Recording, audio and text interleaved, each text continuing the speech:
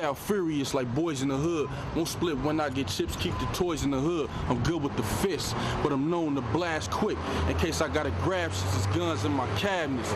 Like dishes couldn't kill me in the kitchen. Guns in the toilet so I'm strapped while I'm shitting. Guns in the booth so I'm strapped while I'm spitting. Billboard the truth, word to Mac Mittens. Like that.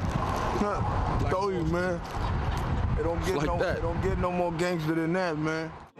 Welcome back to another episode of Warren Cali. Billboard, also known as Forbent, was born William Luss Jr. on October 19th, 1979. He would grow up in Compton, California. Growing up in a notorious place like Compton is many routes in life. Compton has bred some of the most notorious gangsters in the streets, along with athletes and notable rappers. And at points in his life, Billboard aimed to be all three. But the streets ended up being his career path. His influence from family and friends were all active members in the streets, and growing up in his formative years in the 90s, Compton was like Wild Wild West. In the early 1990s, crime in Compton was extremely high by national standards, especially when you look at actual numbers in 1990 alone. The city recorded 78 homicides, over 3,100 total violent crimes, including robbery, assault, and several others, which is massive for a city around 90,000 people. By 1991, homicides rose to 87 killings, one of the highest totals in the city's history, and roughly 3 times the per capita murder rate of Los Angeles at the time.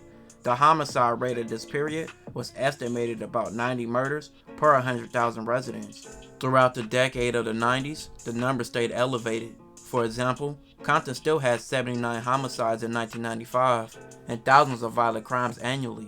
Most of the violence was tied to gang conflicts and drug activity, and it included a large number of shootings and armed robberies.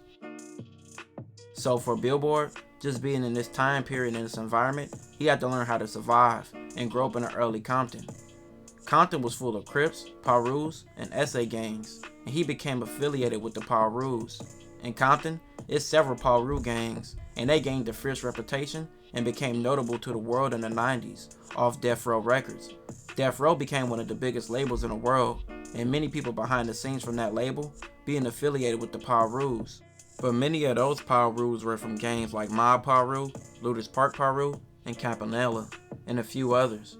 Billboard grew up in the west side of Compton and was affiliated with the West Side Pirus and also the Cedar Block Pirus.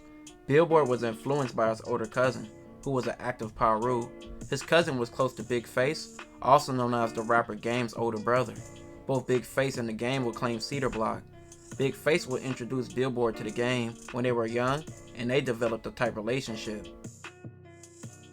But the Game wasn't fully in the streets like Billboard. The Game was a young basketball prospect in his teenage years with NBA dreams, but Billboard dreams was making money and being a gangster, which he was already doing, becoming known in the streets, being active with gunplay, and also with the hands. And the street life would eventually get him time in jail, and he would spend a lot of time in the juvenile system, as well as county jail. When sports didn't work out for Game, he put his time into the streets, and officially jumped into the Piru life. After several trials and tribulations like being shot, Game decided on a new career path, and that would be rap. He put in work for several years before being discovered by Dr. Dre, and eventually becoming a part of G-Unit, and dropping his first album in 2004 called The Documentary, making him an instant star. But when the Game was building success, Billboard was still in the streets, and he would be in jail fighting a murder case, which he eventually beat. That nigga's the epitome of a motherfucking gangster, man. You ever heard of a nigga just keeping a gangster 24/7? Nigga 365, nigga 12 months of the year, nigga, it's this nigga, man.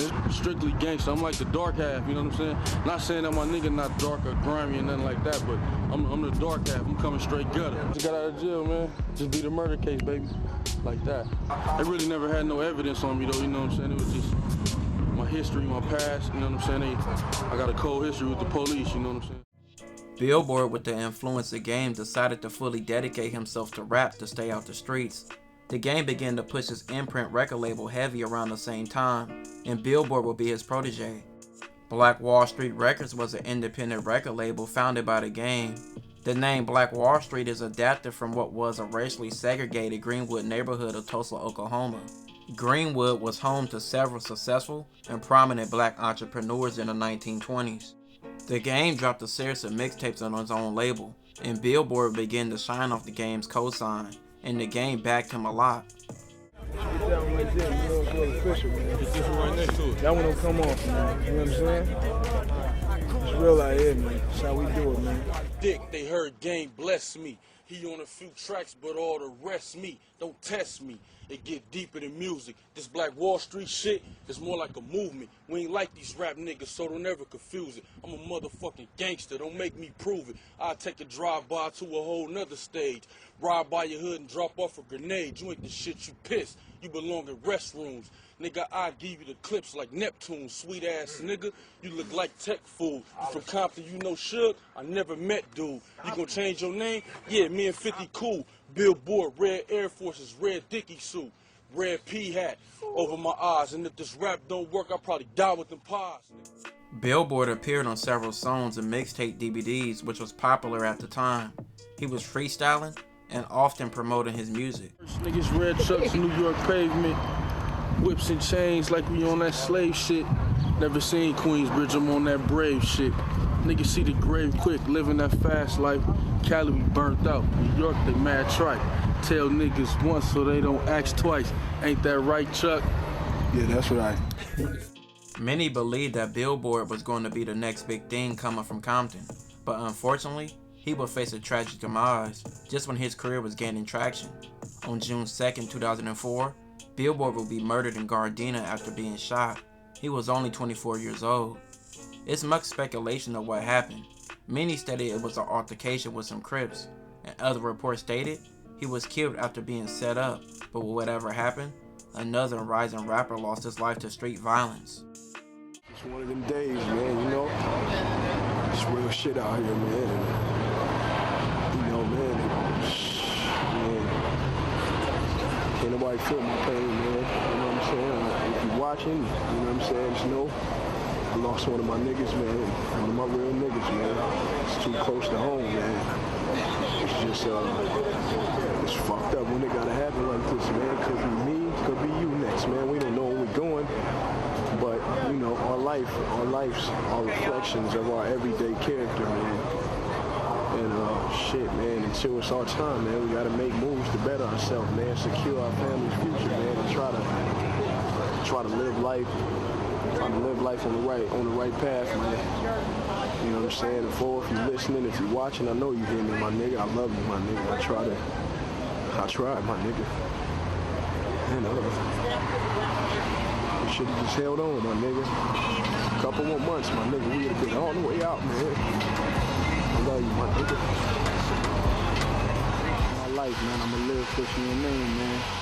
I'ma live, man. The memory of Big Will live on, my nigga. Billboard. For life, my nigga. This was a devastating loss to the Game.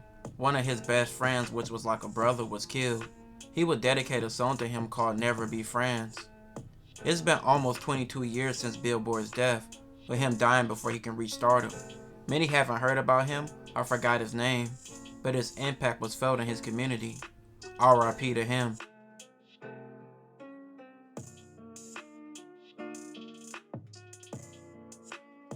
This will conclude this episode.